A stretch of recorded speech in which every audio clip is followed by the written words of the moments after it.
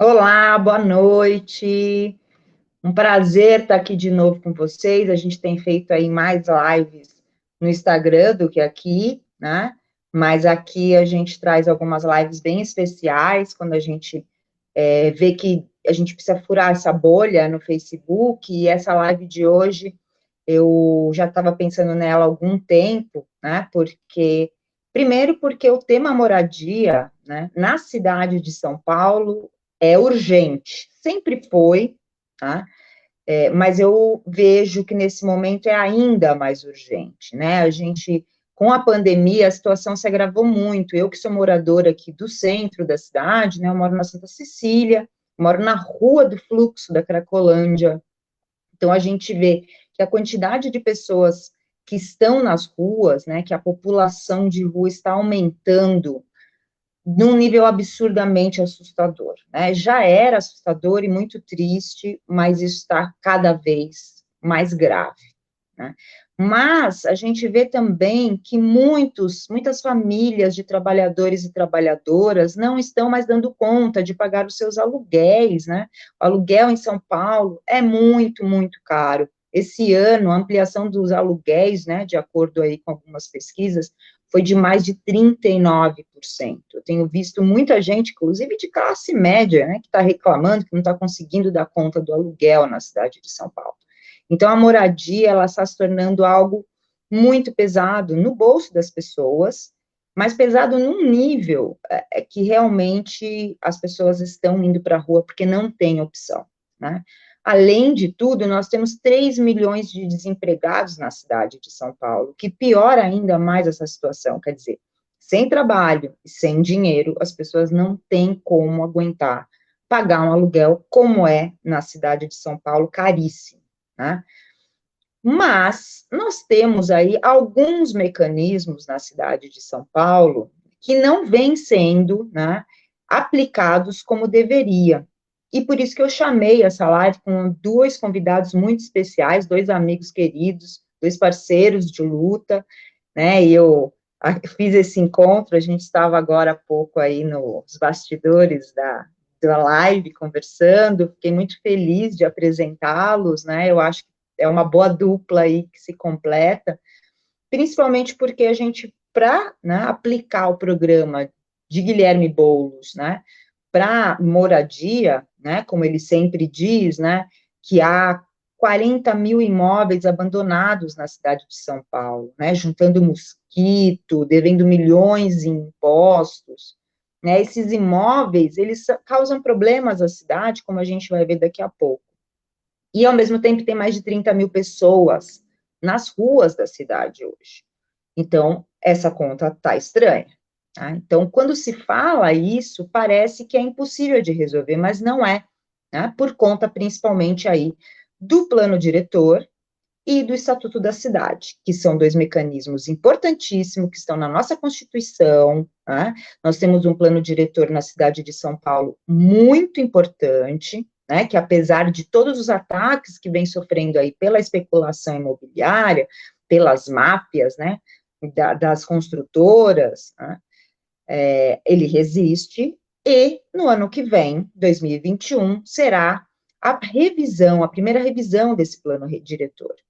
E é muito importante que a gente escolha, né, eleja vereadores que lutem, né, que entendam do plano diretor, primeiro, mas que lutem para garantir alguns mecanismos importantes, como o IPTU progressivo, a função social da propriedade e outros que nós vamos falar aqui. Mas, sem mais delongas, eu vou chamar aqui, né, primeiro eu vou ler, e aí daqui a pouco o Ed, meu parceiro aí da Quebrada Live, que opera essa live, vai trazê-los aqui. Eu vou chamá-los os dois de uma vez, porque essa dupla eu quero juntar o máximo que eu puder. A minha primeira convidada é a Lígia Rocha, ela é arquiteta urbanista, ela desenvolveu comigo aí o meu programa, né, ela é das Minas na Frente, é uma pessoa incrível que quanto mais eu conheço, mais eu gosto, uma querida, e é uma super fera nesse assunto, ela faz planos diretores para diversas cidades do Brasil. E o outro é um outro amigo querido de muitos anos também, que é o Moisés Ribeiro, ele é coordenação da ocupação PSM de Imbu, do MTST e faz parte do coletivo estadual do movimento. É isso, grande dupla. Meus queridos Lígia, Moisés, venham para a nossa conversa. Sejam muito bem-vindos. Oh, coisa boa! Obrigada. Obrigada, Inti. Obrigada, Moisés. Obrigada, Ed. Obrigado, Inti, pelo convite. Estamos juntos, né, de hoje aí. E estamos na luta para ocupar a Câmara e as ruas para transformar essa cidade. É isso, é isso. Bom, vocês estavam ouvindo aí minha introdução, né? Eu acho que eu já falei bastante, mas eu acredito que, eu espero que a partir dessa live aí a gente possa juntar aí essa dupla, acho que a Lígia pode contribuir muito, né, aí para a gente pensar, né, juntos, né, a construção realmente dessa luta que vai ser a revisão do plano diretor no ano que vem, né. Nós sabemos que nós teremos dois grandes desafios, porque a revisão do plano diretor vai caminhar junto com a construção do plano plurianual do próximo prefeito, né? Então, nós temos, sim, né, que lutar muito para eleger Guilherme Boulos e para que a gente possa implantar realmente esse projeto, né, possível de uma mudança aí, né, estrutural na cidade de São Paulo, já que o plano diretor ele não fala só de habitação, ele fala de uma série de temas, como ali já vai explicar para a gente daqui a pouco, mas, principalmente, eu acho que nós temos aí uma missão muito importante, porque quando a gente coloca o plano diretor junto com o plano plurianual, né, que é o nosso orçamento de 4 anos,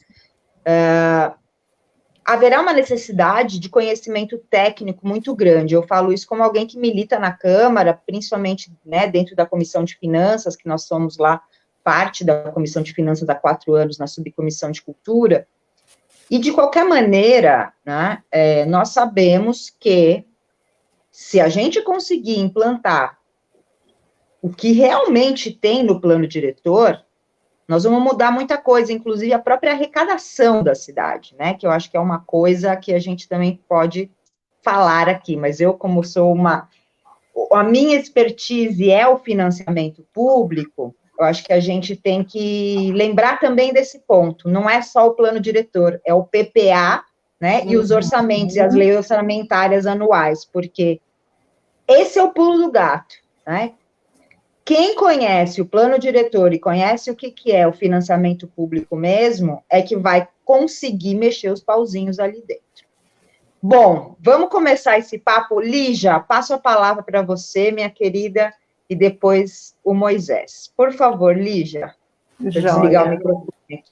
Vou falar que eu vou carregar um sorriso enorme durante essa próxima hora que a gente vai falar, por vários motivos. Primeiro, porque é um prazer estar ao lado da Inti de novo. Nós que passamos tantos meses enfurnadas nessa tela, escrevendo, pensando e repensando a cidade, uma delícia encontrar você aqui já nesse momento de colocar para o mundo tudo que a gente incubou coletivamente, né? Que a gente gestou entre tantas mulheres, né? Um prazer estar ao lado do Moisés. O MTST é um dos atores mais importantes das dinâmicas urbanas da cidade hoje. Se o plano diretor é uma pactuação, a gente precisa fazer com que os atores consigam falar por si próprios. O MTST tem uma função primordial nesse processo, porque ou a gente faz a rua falar e as necessidades das pessoas falarem, ou então viveremos uma democracia incompleta para sempre. E, além disso, estamos chegando perto das eleições, esse momento que é o momento da grande festa da democracia, né? Se a gente vivesse um enorme carnaval, essa ia ser a hora de colocar o bloco na rua, né? E esse momento do voto é um momento fundamental para a gente escolher quais os caminhos que a gente quer fazer, mas assim como o carnaval não é só o dia da saída do bloco, a democracia não é só voto, né? A gente conseguiu conquistar as eleições, espero que de modo definitivo, a duras penas, escorreu muito sangue, pessoas foram mortas, assassinadas, tiveram seus corpos desaparecidos, mas a gente pode exercitar esse direito honrando toda essa história da redemocratização brasileira, né? Mas eu gosto de pensar que é muito importante a gente também perceber o quão incompleta é a nossa democracia, né? E a cada vez que a gente coloca o corpo na rua, a gente percebe o quão incompleta ela é, né? Uma das coisas que a gente mais conversou durante o processo de elaboração do plano da INTE foi o quão diferente é para as pessoas circular e apreender a cidade, né? Uma mulher anda na cidade de um jeito totalmente diferente, vive a cidade de uma maneira diferente, né? Os homens têm outro tipo de circulação na cidade, têm outros destinos, outras origens. A gente carrega as crianças para cima e para baixo, a gente que cuida dos velhinhos. A gente tem uma relação com a cidade que é uma relação muito diferente, né?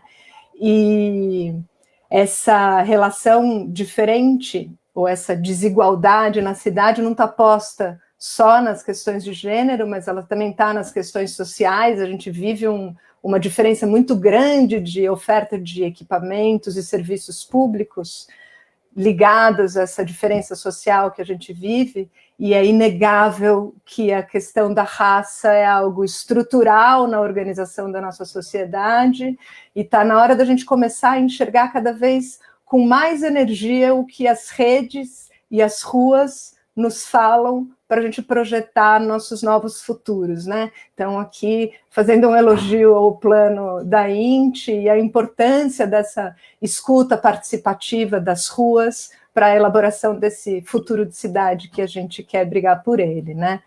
Essa democracia que a gente conquistou tem um marco fundamental, vem sendo atacado cruelmente por essa gestão, que é a nossa Constituição Cidadã, que entre muitas conquistas tem dentro dela um termo que é um termo chave para a cidade, né? Ela fala pela primeira vez do que significa a função social da propriedade. E isso é um termo muitíssimo importante, porque é quando você pode olhar para a cidade e dizer que tem algo na cidade que deve reger as relações. A propriedade, ela não é um bem em si sozinho ou só para o seu proprietário, mas cada espaço da cidade tem que cumprir a sua função social. Ele tem que servir de alguma coisa, ele tem que servir de moradia, de trabalho, de espaço público, de lazer, de entretenimento. Todas as funções da cidade devem ser cumpridas por essa cidade, né? Um imóvel vazio não cumpre sua função social, né? Então, o prazer de estar ao lado do Moisés é enorme, porque eu sei que quem tem o pé nas redes e nas ruas sabe falar com muito mais propriedade do que significa essa vivência da luta cotidiana pelo direito à cidade, né, Moisés? Uma das coisas que a Constituição de 88 faz é indicar, então, que as cidades precisam lidar com seus problemas sociais e urbanos e tratar de organizar o desenvolvimento das próprias cidades. Em 2001, já como uma decorrência da Constituição de 88, é elaborado o Estatuto da Cidade. O Estatuto da Cidade diz uma série de coisas para a gente. Uma delas, que é muitíssimo importante, ela diz que a gente precisa compreender a cidade com todas as suas diferenças e suas questões, e entender que a cidade tem um custo para ser construída. E esse custo, ele deve ser compartilhado entre todas as pessoas. Afinal, todos circulamos na cidade. Então, é justo que todos tenhamos acesso aos benefícios que são decorrentes do próprio investimento público. A mobilidade urbana é um investimento público, ele precisa ser democratizado. Você pode ter direito de morar onde você quiser e circular com o transporte público, que é um investimento público e é um direito das pessoas. Habitar também é um direito, morar é um direito das pessoas. E esse direito, quando a gente pensa nas desigualdades urbanas da cidade, ele é um direito que ele não tem sido exercido de forma plena. A incompletude da nossa democracia também está nesse lugar, de não atingir essa função, a função morar. E essa função morar, ela tem que ser uma escolha. Morar não é um serviço, como o Moisés estava dizendo, né? Não é algo que... A moradia tem que ser vista como um direito. E esse direito, ele deve ser exercido em qualquer lugar. e especialmente onde tem infraestrutura instalada. Então, uma das coisas que o plano diretor indica, ou que o Estatuto da Cidade indica, é que a gente precisa pensar em cidades que consigam tornar menores os deslocamentos. Então, o Estatuto da Cidade oferece instrumentos para isso acontecer para a cidade. E o principal deles é a ideia da construção do plano diretor. Então, cidades acima de 20 mil habitantes, cidades com interesse turístico, cidades em regiões metropolitanas, todas essas cidades têm a obrigatoriedade de desenvolver seus planos diretores. Um plano diretor nada mais é do que uma carta de navegação. É um conjunto de diretrizes que dizem como a cidade cresce, para onde a cidade olha e como ela se organiza, se ela deve se espraiar, né, se ela deve crescer indefinidamente, aumentando suas periferias, ou se ela deve concentrar a ocupação no centro. Ela, por exemplo, o plano diretor deve olhar para a configuração das regiões centrais e dizer se tem espaços vazios ou não tem espaços vazios e promover maneiras das pessoas morarem nesses espaços, né? Então, em 2001, o Estatuto da Cidade dá uma série de ferramentas urbanísticas. Uma delas, a gente já deu um spoiler para a gente no começo da live, falando do IPTU progressivo, que é uma ferramenta de indução de uso, né? Que ela tem a intenção de induzir o uso de áreas desocupadas. Então, quando você olha para o centro da cidade e diz: o poder público investiu muito dinheiro aqui. O poder público investiu em saneamento, em sistema viário, em mobilidade urbana, em iluminação pública, em muitos investimentos, em equipamentos públicos, em escolas, em creches, em hospitais, em unidades básicas de saúde, em centros de assistência social. Todos esses elementos são investimentos públicos. Todo investimento público, para valer a pena, ele tem que ser usado. Não faz sentido você ter um bairro na cidade, que tem pouca gente morando, muita oferta de emprego e muita oferta de transporte público, de mobilidade, de educação, de saúde. Isso é uma deseconomia, né? Isso é um investimento jogado fora. Isso devia ser proibido. Uma das maneiras de impedir que isso aconteça é dizer no plano diretor: é preciso que se ocupe o centro. E como você diz isso? Você diz isso usando esses instrumentos. O plano diretor de São Paulo, que vai fazer 10 anos em 2022, por isso a partir do ano que vem começa a ser discutida a sua revisão, ele disse isso. Ele diz, inclusive, quais os imóveis que são considerados vazios. Mas existe um trabalho que tem que ser feito de controle social e de vigilância na Câmara para essas coisas acontecerem, que exige que a gente tenha vereadoras e vereadores dentro dessa luta ou desse controle e que nos ajude a forçar o executivo a executar aquele plano. Então, a ideia do plano plurianual, ou de onde eu vou gastar esse dinheiro, se a gente tem uma carta de diretrizes na mão, como um plano de diretor que fala onde tem que ser, se essas duas coisas não estão casadas, o plano fica na gaveta. Se a gente, como sociedade, não se alimenta dessas ferramentas para cobrar o Estado, esse plano fica na gaveta. Então, a gente está vivendo um momento que parece um momento terrivelmente triste de pandemia, mas que ele, ao mesmo tempo, ele escancarou perversidades terríveis do nosso espaço urbano. E uma delas é essa questão da população em situação de rua. É inadmissível pensar que a gente tem uma cidade como a cidade de São Paulo, com o grau de investimento público que ela já sofreu, com imóveis vazios e com pessoas vivendo na rua, né? A gente tem em São Paulo movimentos sociais organizados fortes e importantes que batalham nesse sentido. E aí, por isso, minha alegria de estar ao lado do Moisés, minha alegria de estar ao lado da Inti, e minha alegria da proximidade do Carnaval, do Bloco da Rua, de votar no Boulos e na Erundina daqui a pouco. Moisés, obrigada, Inti. Obrigada, querida. Importantíssima a sua fala, no sentido das pessoas entenderem, né? Que quando a gente fala de luta por moradia, não apenas é o direito, né, à que todo mundo tem, porque isso vem lá da Declaração dos Direitos Humanos, isso vem lá de trás, lá dos 1948, né, de uma declaração internacional, mas principalmente também por estar na nossa Constituição, né, é um absurdo que tenha gente morando na rua, ou que tenha gente que não tenha, né, condições mínimas de moradia, porque tem gente que até tem um teto, né, mas mora de uma forma muito precarizada, né, a água não chega, mora em encostas perigosas porque não tem opção, mora em barraco. A gente tem aí mais de 10 mil edificações na cidade de São Paulo que não tem banheiro, né? Para gente que tem o privilégio de morar em casas com banheiros, etc., a gente não faz ideia, né? O que é, de fato, né? A quantidade de favelas, eu conheço muita gente que não faz nem ideia onde fica, sei lá, a cidade de Tiradentes, né?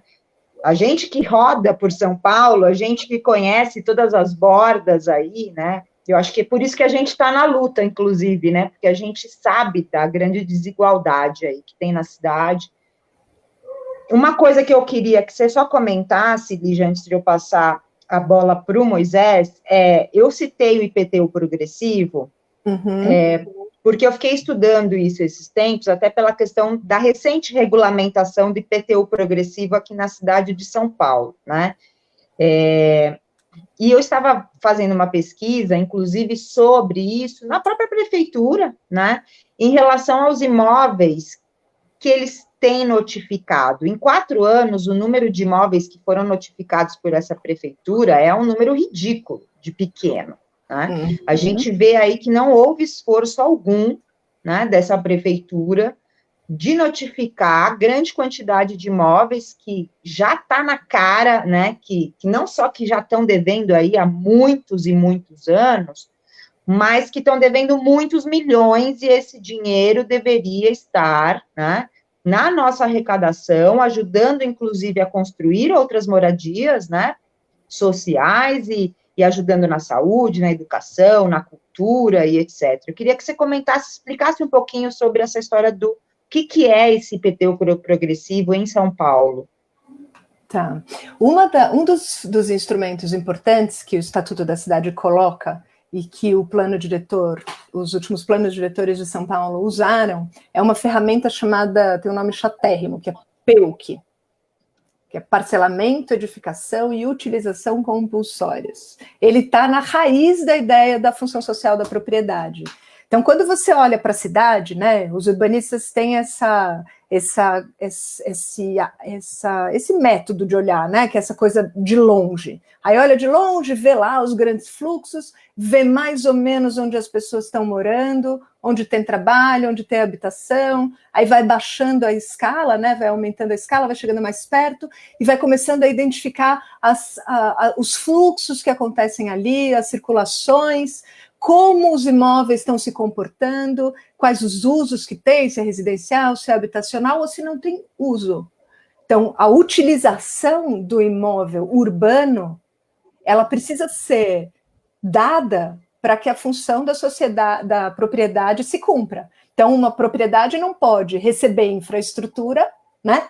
Ter esgoto passando na frente, água passando na frente, iluminação pública, ônibus, escola perto. Não pode a prefeitura ter, o poder público ter investido tanto dinheiro nesse território e manter esse lugar vazio. Então, a prefeitura, no plano diretor,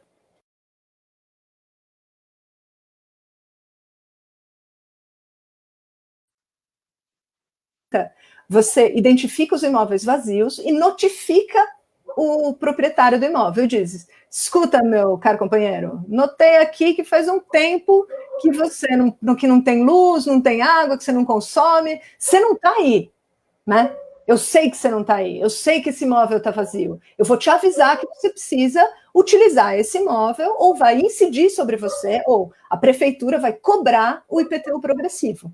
O IPTU progressivo é um IPTU que vai aumentando ao longo do tempo, até que esse cara não possa mais ter o imóvel dele, porque ele exagerou, né? Ele foi notificado, teve 5 anos para ocupar, depois mais 5 anos para poder regularizar ou pagar o IPTU, e se ele não o fez, significa que o investimento que a prefeitura fez nesse lugar da cidade já é muito maior do que o que esse proprietário fez. E se a cidade deve cumprir a sua função social, se esse lugar deve ter moradia, porque assim a prefeitura investiu para que tivesse, e esse lugar não tem, esse imóvel não é mais desse cara. Não pode mais ser desse cara.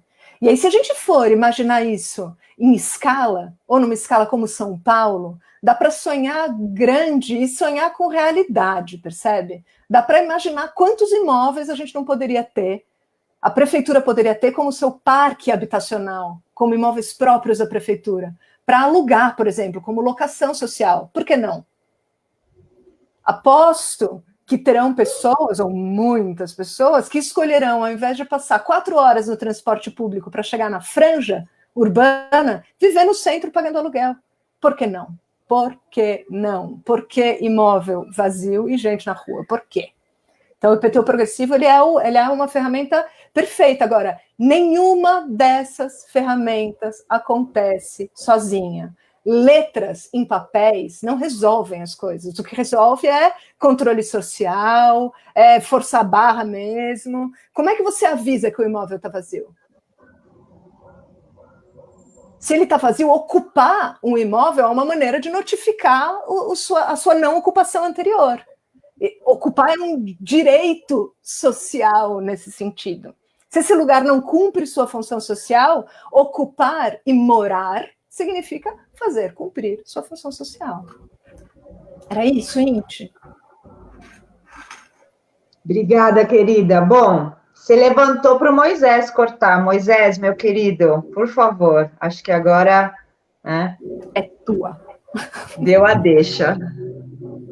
Gente, boa noite. Queria agradecer aqui o convite, agradecer a Inti por estar aqui, agradecer a Lígia por já ter trazido tantos elementos aqui que são fundamentais para a gente debater o direito à cidade, para a gente debater o direito da moradia, né? E aí eu acho que, entrando já um pouquinho no tema, né, quando a gente ocupa, né, uma terra, né, primeiro, acho que esse debate, ele é importante porque um dos elementos que aparece muito, né, é que, inclusive nos nossos acampados, a gente que é do movimento social, é que é natural, as coisas são naturais. As cidades são assim porque são assim, se construíram assim, como se não houvesse um planejamento da cidade, como se não houvesse um objetivo de construção dessa cidade, que são objetivos que tratam com objetivos econômicos, né? As grandes construtoras, né, os grandes interesses do capital, quando a cidade vão crescendo, eles estão a todo tempo colocados, né? Desde 1500, lá quando lá atrás a gente se ocupou aqui, teve um interesse, e a gente sabe, o Brasil foi dividido, né, ali nas Sesmarias, ali, né, enfim, e não foi uma divisão que se pensou para favorecer o mais pobre, o mais desfavorecido.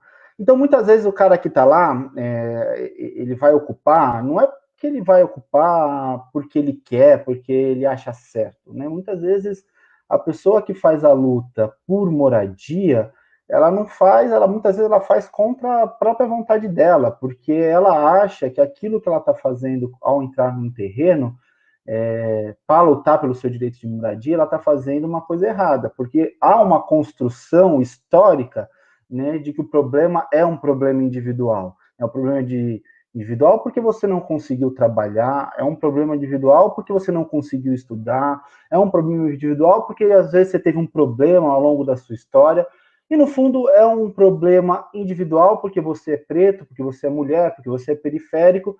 Não se trata isso como um problema social. Então, muitas vezes o cara ocupa porque ele trabalha e ele não consegue pagar o aluguel.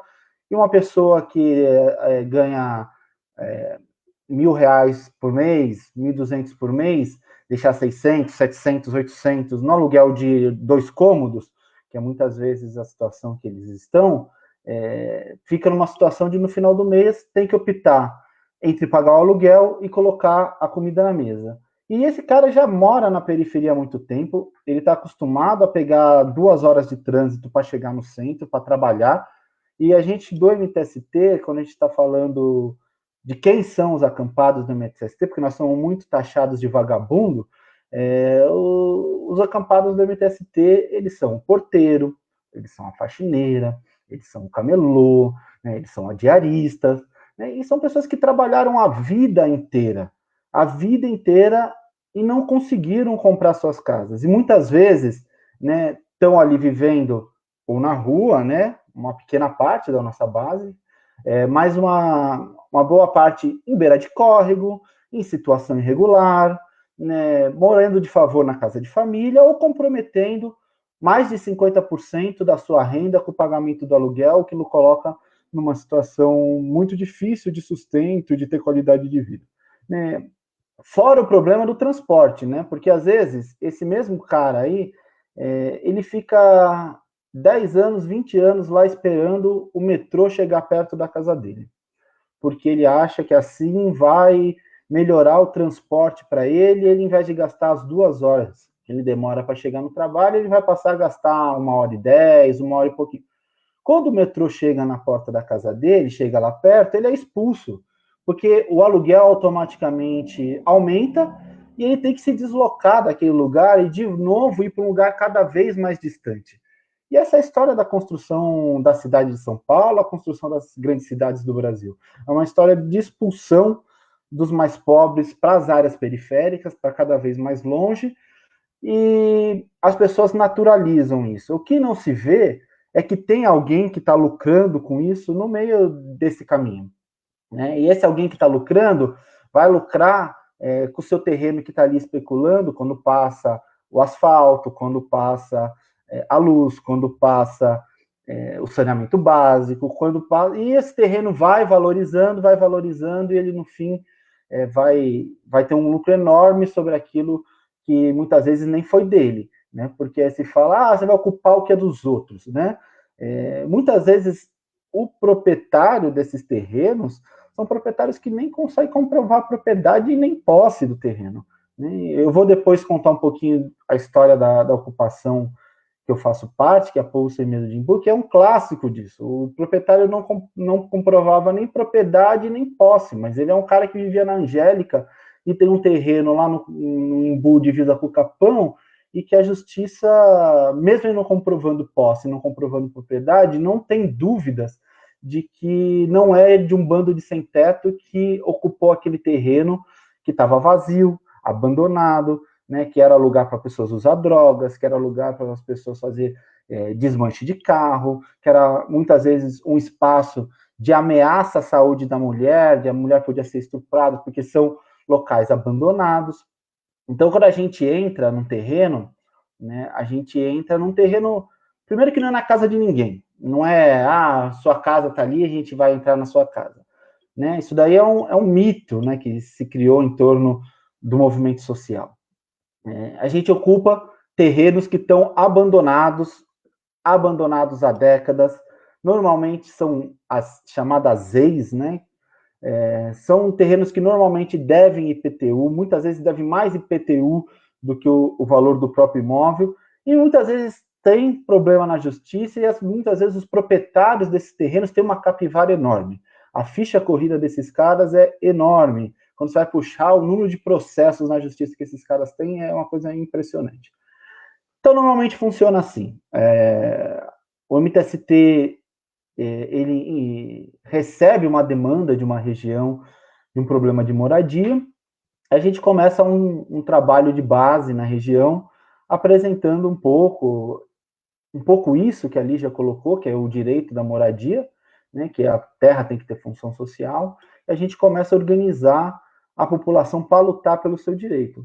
E eles mesmos já sabem de vários terrenos na região que estão abandonados, a Deus dará, e a gente vai atrás de levantar a capivara desses terrenos para saber o que de fato está acontecendo. Se deve IPTU, quem é o proprietário, né, se faz parte de área de ZEIS, né, para saber um pouquinho do histórico daquele terreno. E são terrenos que estão alargados, a Deus dará, né, como foi o caso da ocupação que eu faço parte lá, que é a Povo Sem Medo de Imbu, que fica ali na região de Imbu, divisa com o Capão, ali, região do Jardim das Rosas, Macedônia. É bem divisa com São Paulo mesmo.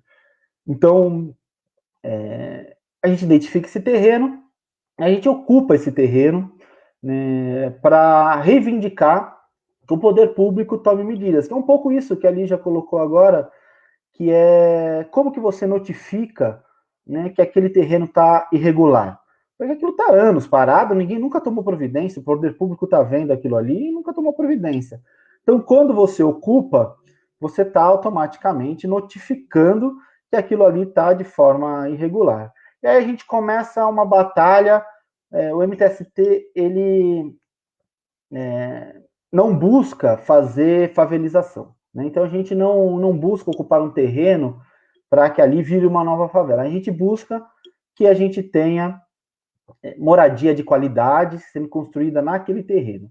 Então, o primeiro passo, uma das primeiras coisas que a gente faz assim que ocupou o terreno, é nós mesmos se organizarmos, tem em torno de uma semana para a gente conseguir se organizar na ocupação nova, a gente construir os barracos, construir as cozinhas coletivas, tal. E a gente se dirige ao poder público, para mostrar para o poder público que ali, naquela região, tem um problema de moradia e que o poder público precisa tomar providência sobre isso. Lá no caso da Povo Sem Medo de Embu foi isso, a gente se dirigiu numa marcha muito bonita da ocupação até a Câmara Municipal de Embu das Artes, né, e apresentamos, nós fomos ao poder público apresentar que naquela região havia um problema de moradia e havia um terreno abandonado e pedimos o posicionamento da Câmara Municipal e da Prefeitura sobre aquele terreno.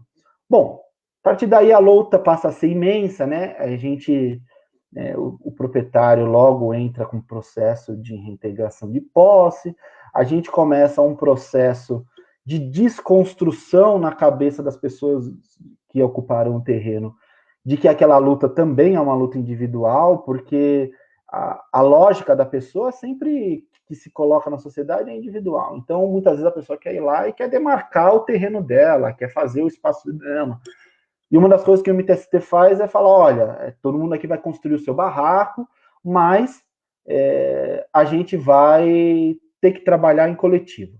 E para organizar e para dar certo esse trabalho em coletivo, a gente organiza cozinhas coletivas. Então, nas ocupações do MTST, os barracos não têm cozinhas próprias, por uma questão de segurança, né, para evitar incêndio, para evitar algum acidente, mas também porque as cozinhas coletivas, elas são os espaços de organização coletiva. Se você não colocar na cabeça das pessoas que estão lá que a luta é coletiva, a tendência delas é se fecharem dentro do seu espaço e não conversarem nem com o seu vizinho. Então, quando a gente começa com uma cozinha coletiva, a gente vai atrás do alimento e a gente produz café da manhã, almoço e janta para todas as pessoas que estão naquela ocupação. E a partir do alimento, a gente inicia o processo de politização, de debate coletivo. Então, lá vai ser organizado, primeira coisa, como funciona a cozinha. Quem vai atrás do alimento, quem vai atrás do gás, quem vai atrás do botijão, quem vai atrás, né, da geladeira, das coisas que tem que ter numa cozinha, até começar a organizar a limpeza da cozinha, começar a organizar as ruas da ocupação, as vielas, organizar os barracos, tudo isso começa a ter uma dinâmica de reunião num espaço coletivo com as pessoas que ocuparam, em que as pessoas vão tendo uma escola de coletividade, porque as pessoas não são acostumadas a ter coletividade, né? Então elas vão se acostumando a um ritmo coletivo. E a partir daí a gente vai tratando, né, dos processos de negociação do terreno, né? A gente se dirigiu ao poder público, a gente tem normalmente um processo de reintegração que a parte jurídica do movimento está respondendo, então a gente vai trazendo os informes, né, das negociações, né, e a partir daí a gente vai construindo a luta política, porque a gente começa a colocar na cabeça das pessoas que é um direito à moradia, né, em que elas não estão pedindo favor. E aí elas começam a ganhar, se levantar sua autoestima, começam a se organizar e elas começam a não só garantir o seu direito de casa, né, lutar pelo seu direito de moradia que está na Constituição, mas eles começam a entender que eles têm direitos e que eles não precisam baixar a cabeça para tudo, né? Então a gente começa a ter um processo em que as pessoas mudam a sua mentalidade, porque elas começam a se entender como sujeitos, elas começam a se ver no outro, elas começam a ter o seu local de importância no coletivo, elas não apenas recebem ordens, elas não apenas têm que falar amém, elas são sujeitos ativos daquilo. Então, o processo de uma ocupação é um processo muito intenso, não sei se eu já falei demais, gente, eu me perdi aqui um pouco no tempo, mas é um processo muito intenso em que as pessoas vão se transformando. E nesse processo de luta, vou voltar um pouco para essa questão da propriedade, né, que a gente está falando, e das leis, né? No caso lá da Povo Sem Medo de Imbu, a gente teve uma situação, a gente ocupou um terreno, ele ficava do lado de um cemitério, o cemitério era murado, o terreno ficava exatamente do lado, meio fundo, uma entradinha bem ruim, não tinha muros, mato, um monte de coisa jogada lá dentro, um lugar muito esquisito, e a gente ocupou esse terreno lá e começou a fazer a nossa ocupação. Logo, o proprietário do cemitério que era do lado reivindicou a posse do terreno, reivindicou a reintegração de posse e a propriedade. Eu falo que ele reivindicou e que ele, porque ele não tinha uma escritura sobre aquele terreno, não tinha qualquer escritura, ele devia IPTU, ele não tinha, ele tinha apenas um contrato de compra e venda da década de 90 registrado na prefeitura com milhares de indícios de que aquilo é um processo de grilagem. A parte da frente do cemitério, que era o estacionamento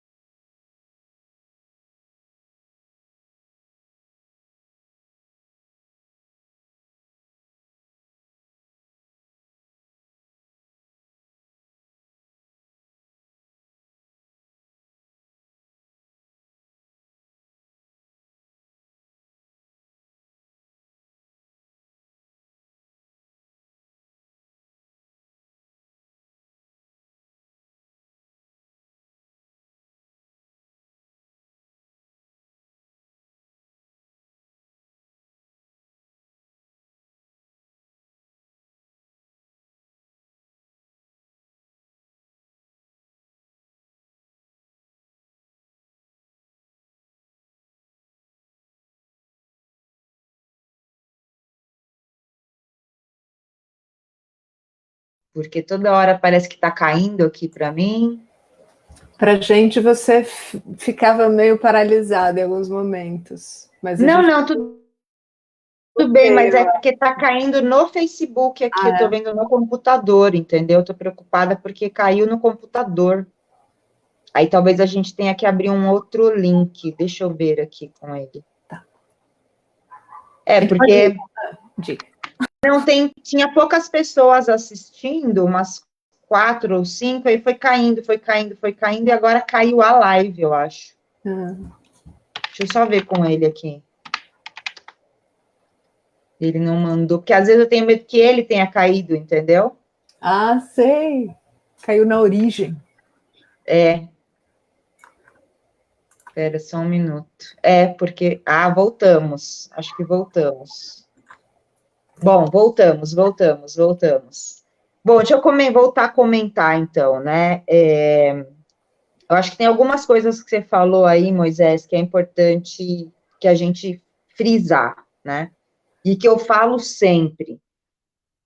A gente não vai resolver nenhum 10º dos nossos problemas sem luta, porque nós estamos num momento que a tendência é piorar, né? Se as pessoas acharem que ficar no Facebook reclamando do Bolsonaro vai resolver, não, muito pelo contrário.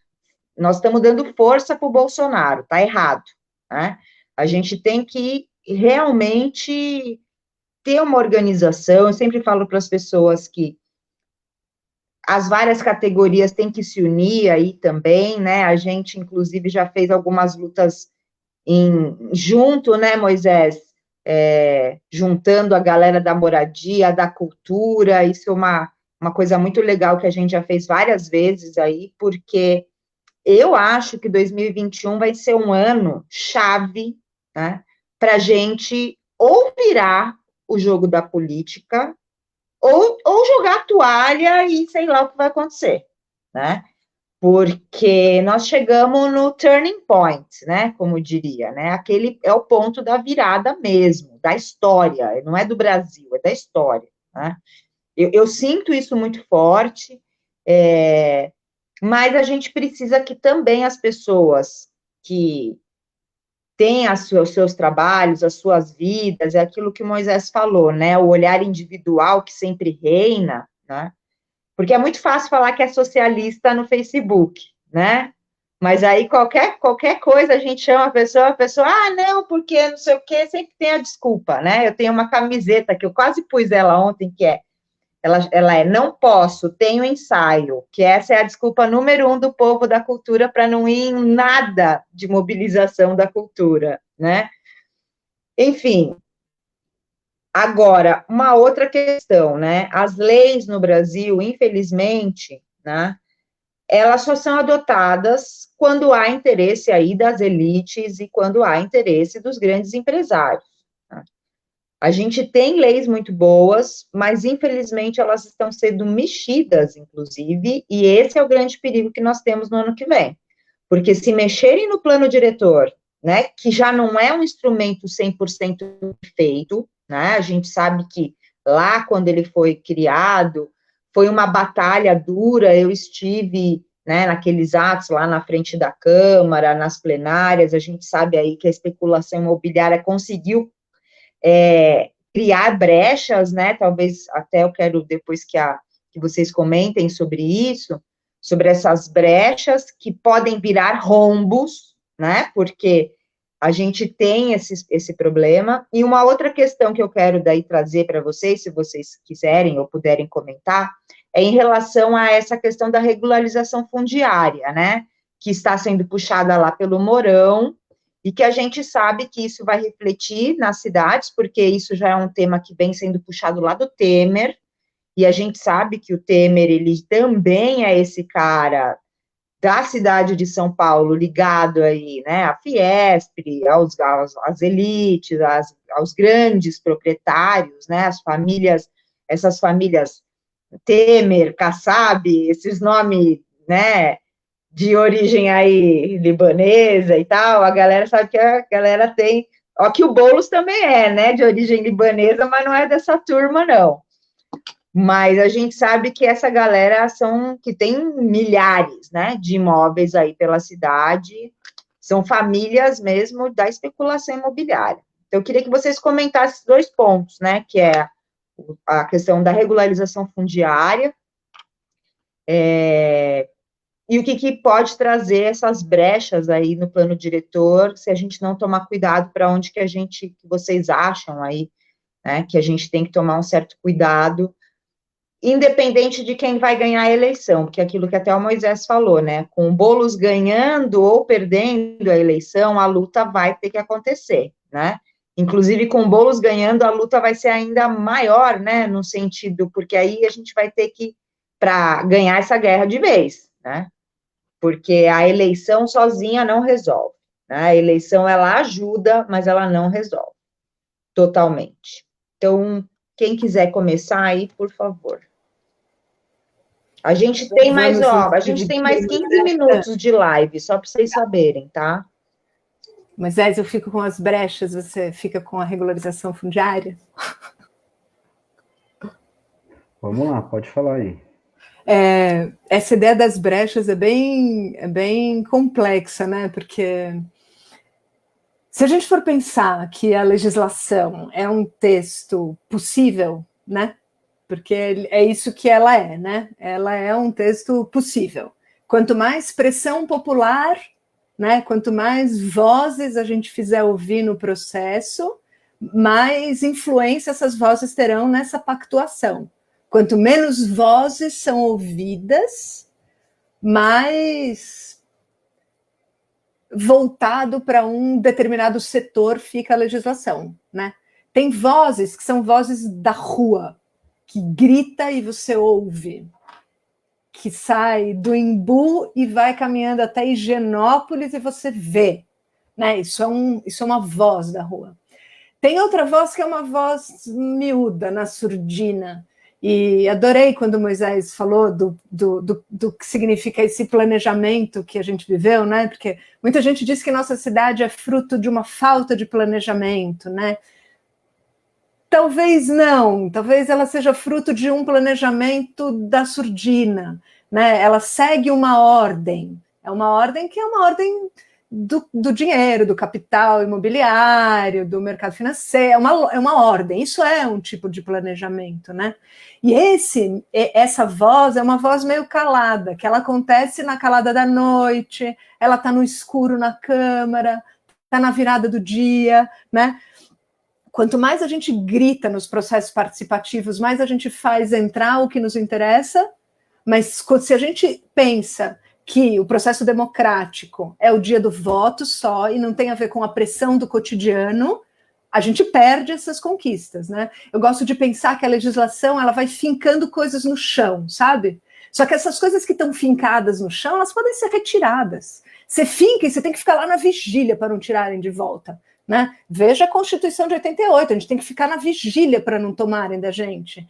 Os avanços do plano diretor, a mesma coisa. E essa voz possível, esse pacto que foi possível na construção desse plano diretor, ele tem diversos interesses. Uma das questões do plano é a ideia do compartilhamento dos custos, né? Quem tem mais dinheiro e constrói mais pode contribuir mais com as pessoas que têm menos dinheiro. Então, um mercado imobiliário, quando constrói, ele oferece, ele paga para o Estado o direito de construir, né, chama outorga onerosa do direito de construir. Ele paga para construir e esse dinheiro vai para um fundo de urbanização que é dividido entre as funções que precisam desse dinheiro. Habitação é uma delas, por exemplo. Aquisição de imóveis, por exemplo, poderia ser, né? Aquisição de lotes para fazer habitação social. Quando a outorga onerosa é posta, depois de muita luta, né? No caso de São Paulo, foram 2 gestões de plano diretor para fazer a outorga onerosa ser forte, teve o acordo, né? Foi que tivesse um momento de adaptação, como uma regra transitória. Então, você paga, mas no começo eu lhe dou um desconto. Você não paga tanto. Isso é uma brecha, por exemplo. Tudo que o mercado imobiliário fez do momento da aprovação até agora é brigar para que esse desconto deixe de ser um desconto e vire um componente da fórmula, né? Que esse, sei lá, 30% de desconto agora não é mais desconto, o preço é 30% mais barato. Então é a ideia da vigília permanente, né? Se a gente não cuida a cada minuto das nossas conquistas, elas se desmancham no ar, né? Isso é um dado. A pandemia mostrou isso para a gente, o Bolsonaro mostrou isso para a gente cotidianamente. É olhar com todos os olhos para não deixar que essas brechas virem canyons intransponíveis, né? Se você quiser falar de regularização, Moisés, por favor, a gente se complementa. Se quiser complementar, por favor, né? Eu queria trazer aqui um elemento, né, que é o seguinte, na história, né, e na história do Brasil, e na história da América Latina, né, nos golpes, na ditadura, a gente não pode, a Lígia bem trouxe aqui a questão da democracia a todo tempo, né, mas tem um elemento que em outros momentos, quando teve o golpe de 64, por exemplo, a questão da habitação, ela foi fundamental, foi uma tentativa de estabilização do golpe de 64. A política da USAID dos Estados Unidos para a América Latina envolvia a construção de habitações populares, né? Inclusive, aqui no Brasil, quem vai indicar o primeiro que surge o BNH, né, o Banco Nacional de Habitação, que foi uma das políticas públicas que mais fez habitação no Brasil, BNH Minha Casa Minha Vida. O BNH ele surge, né, no golpe de 64, e quem indica o primeiro presidente, a Sandra, qualquer coisa, o nome da moça, o Lacerda, né, que era um dos setores mais conservadores do golpe, né, que era o setor anticomunista, tal. Ele, muito alinhado com a USAID, ele colocava essa questão da criação de habitação popular, mas numa lógica de cooptação, né?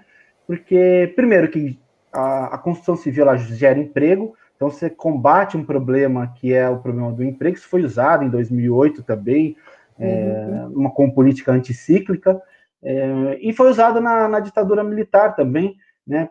Primeiro que constrói emprego, e eles reforçaram, né, quando eles criaram essa política também, que de emprego, 2, que eles estavam garantindo uma política de habitação.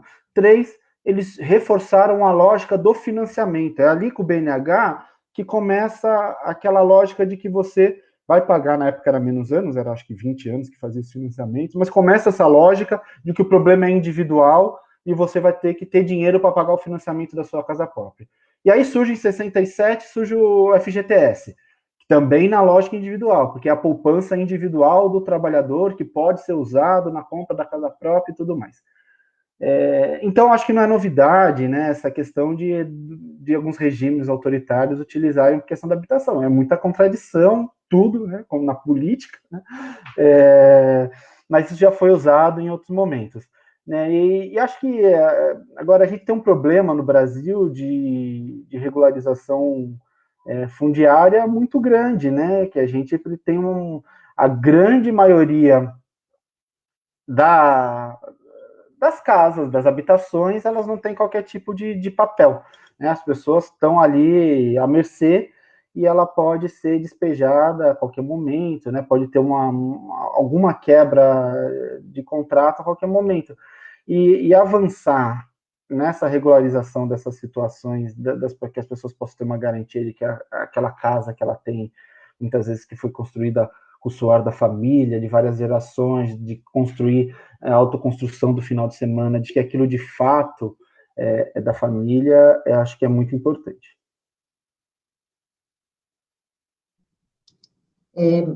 Acho que uma das coisas que eu andei pensando muito, né, essa questão da regularização fundiária, eu tenho bastante medo, né, que ela seja usada, né?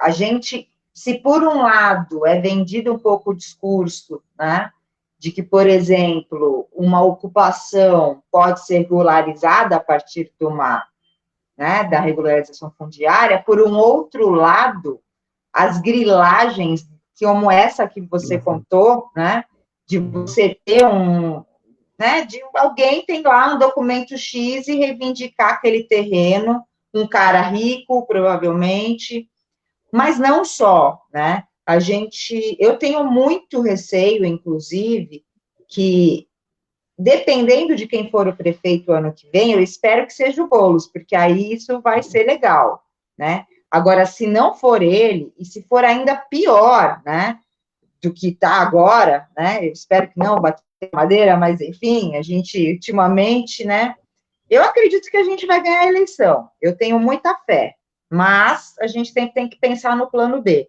A gente já tem que começar a pensar o que fazer desde já, porque se vier a regularização fundiária com o governo de direita na Prefeitura de São Paulo, eu tenho medo do que pode acontecer com as ocupações, com os prédios, com as lutas da moradia na cidade de São Paulo, né? Porque aí o trator vai vir mesmo, com força, né? Agora, a gente não tem ainda bola de cristal, né? Eu espero aí que todo mundo que está assistindo essa live compartilhe, né? Quem assistir, passe para frente. É importante, se você vai votar no Boulos, acho que até é legal a gente postar aí nos grupos do Boulos, porque muita gente não sabe, né? O que é o plano diretor, o que é a outorga onerosa, o que todos esses, o IPTU progressivo, né? A maior parte das pessoas não sabe. E quando fica sabendo pelas fake news do WhatsApp, como algo que vai prejudicá-lo, não entende que aquilo é o contrário, né? Que aquilo, na verdade, são mecanismos que nos beneficiam, que vão trazer recursos para a habitação, para a saúde, para a educação, para a cultura e etc., né? São formas, inclusive, da gente cobrar um pouco, né? Que os ricos contribuam um pouco, porque os ricos não contribuem. Eu até postei esses tempos aí um texto no meu Twitter, chamado A Família de 50 Bilhões. Vocês leram esse texto? Vou mandar depois para vocês. É uma família, você leu esse texto, Moisés? Não cheguei a ler. Uma família de um sobrenome alemão, X, Rothschild, sei lá o nome, né? Que, com medo aí, né, do comunismo tomar o Brasil, porque eles morrem de medo, né? Quem dera, né? Mas a gente sabe que, infelizmente, isso não vai acontecer. Com medo disso, eles praticaram uma evasão de divisas aí, há uns 2 meses atrás, de 50 bilhões de reais, que eles não quiseram pagar, uma família aqui da cidade de São Paulo, que eles, né, passaram por debaixo do pano aí do fisco. 50 bilhões de reais. Uma remessa de dinheiro, não é o patrimônio da família. É tipo assim, tô mandando um dinheiro para minha tia lá em Nova York, 50 bi. Tá? 50 bi é quase o orçamento anual da cidade de São Paulo. Tá? Então, é muito curioso que quando a gente vê aí pessoas da direita, hoje mesmo eu estava conversando com uma amiga minha sobre isso, a defesa que algumas pessoas fazem, né, desse patrimônio dos milionários da cidade, né, e a gente precisa ficar esperto, porque, na verdade, nós, os 99% de não milionários, né, nós estamos pagando a conta para que esses milionários fiquem cada vez mais milionários, e o que as pessoas precisam entender é isso.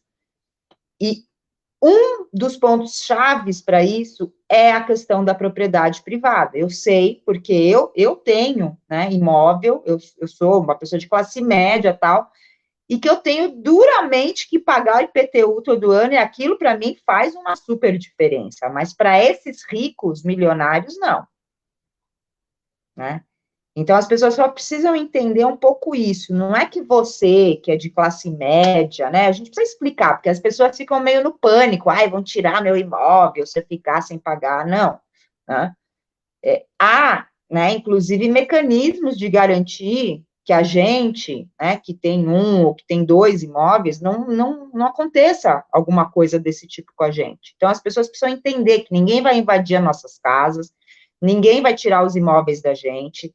Quando a gente fala disso, nós estamos falando de grandes, de latifundiários urbanos, né, no caso da cidade de São Paulo, que são pessoas que geralmente têm zilhões de imóveis, zilhões de terrenos, que não pagam nada, né, e é isso geralmente que o MTST acaba fazendo, ele acaba encontrando esses personagens, né, que são figuras que devem muito dinheiro para nós, porque a cidade é nossa, né? Então, nós temos direito, sim, né, de ocupar esses terrenos, de ocupar esses imóveis e distribuir, né, isso para que se torne uma moradia social para pessoas que são trabalhadores e que pagam imposto, muito mais imposto do que esses milionários, inclusive. A verdade é essa, né? Na maioria das vezes, o pobre, o trabalhador, a gente paga tudo certinho, a gente não deixa de pagar nada. E quando não paga, fica com peso na consciência. Ai, não paguei, nem ó, eu não paguei a luz esse mês. Já veio aqui um aviso. Eu só estou torcendo para não me cortarem, que eu preciso fazer as lives da No meio da campanha. live, é. No meio da live, não, Nossa, pelo amor de Deus. não vai cair, mas eu estou assim, eu estou contando os dias para não ter perigo. Gente, eu vou, então, vamos encerrar. Eu queria que vocês fizessem aí uma fala de considerações finais, aí só para deixar aí os contatos, para quem quiser também falar com vocês, né? Deixarem um axé aí, porque agora nessa reta final, esses 19 dias aí de campanha, que não vai ser fácil, mas que nós resistiremos. Vamos na ordem aí, Lígia, por favor. Eu queria terminar a live com o mesmo sorriso que eu abri a live, quer dizer, eu abri a live não, né? Que abriu minha fala, porque eu acho que vem vindo uma réstia de luz na janela, sabe? Eu tenho gostado de encontrar as coisas e encontrar nas pesquisas um movimento de queda do russomano intenso, o bolo subindo, tenho visto cada vez mais envolvimento. Acho que a pandemia escancarou todos os nossos horrores, mas os nossos horrores escancarados nos permitem falar sobre eles, e falar sobre eles significa falar sobre cidade. Eu sinto as pessoas falando sobre cidade. Está na hora da gente falar de cidade, está na hora da gente abrir a janela, deixar o sol entrar, um pê-sol bem grande, que venha bolos, que venha a Erundina de novo. Tive uma adolescência feliz da vida com a Erundina na prefeitura, vou adorar que meus filhos tenham essa experiência também. Inti, torço por você com toda a minha energia. Muito prazer, Moisés. Obrigada, Ed. Obrigada, querida. Moisés, por favor. Gente, obrigado pelo convite, aí, espero ter contribuído aí para o debate. É muito importante a gente estar nas ruas, nas lutas. Eu estava falando aqui no começo da live que esse ano, a gente nos bastidores ainda aqui, vai ser o meu voto que eu vou ter mais gosto de dar. Eu acho que na história, da minha história de vida, de voto, eu não vou ter de novo uma oportunidade de ter um voto com tanto gosto que nem é dar um voto. E a gente, olha que legal, a gente está nessa época aqui, né, falando de muita coletividade, de mudar muita coisa. A gente, primeira vez, eu acho que na história da política que eu vejo, que a chapa não é uma pessoa, ela é uma dupla, ela é Boulos e Erundina. Nunca ninguém, eu não lembro, pelo menos, nunca ninguém fez isso. A gente não fala, né, o Guilherme Boulos, não é a Luísa, é Boulos e Erundina 50, né? Então, já na concepção da coisa, já é diferente. Então, eu tenho muita esperança, tenho muito gosto. O Guilherme é uma pessoa muito inteligente, muito comprometida, com uma história de vida fantástica, com raciocínio rápido, uma pessoa que eu tenho muita admiração. E a Heloísa Erundina também. A Heloísa Erundina, a gente vê aquela senhora de 84 anos, né, com aquela energia que ela tem, porque ela não está fazendo mais para ela nem queria, acho que talvez, ser candidata novamente, né? Ela está fazendo pelas próximas gerações, por uma coerência de vida. E ela apresenta isso abrindo mão de um monte de coisas pessoais que ela podia estar cuidando da vida dela. E você vê ela fazendo essa campanha com todas as dificuldades que tem, de ser uma campanha online, no meio da pandemia, com pouco dinheiro, com ataque de fake news, no meio de um golpe, você vê ela falando e vê o olho dela brilhar. E isso é muito importante. E essa esperança que acho que a Lígia trouxe agora, né, que a gente precisa retomar, porque a gente está passando por um período em que a política foi só coisa ruim. A gente só falava de política, era um peso. Né? E eu acho que agora a gente está dando um passo que é tirar da política esse peso e colocar de volta na política a esperança, colocar de volta na política o sonho. Então, acho que é isso que estamos fazendo. É muito importante eleger o Boulos e a Erundina, é muito importante eleger a Inti, e é muito importante a gente estar nas ruas agora, durante a eleição, fazendo as panfletagens, fazendo o vira-voto, mas também depois das eleições, porque vai ter muita pressão, o Boulos e a Erundina ganhando, ou o Boulos e a Erundina perdendo, a gente vai ter muita luta para fazer no próximo período. É isso, obrigado. Obrigada, queridos. Obrigada, Moisés. Obrigada, Lígia. Muito bom ter vocês aqui. Já deixo o convite à próxima live, que vai ser no Instagram, na quinta.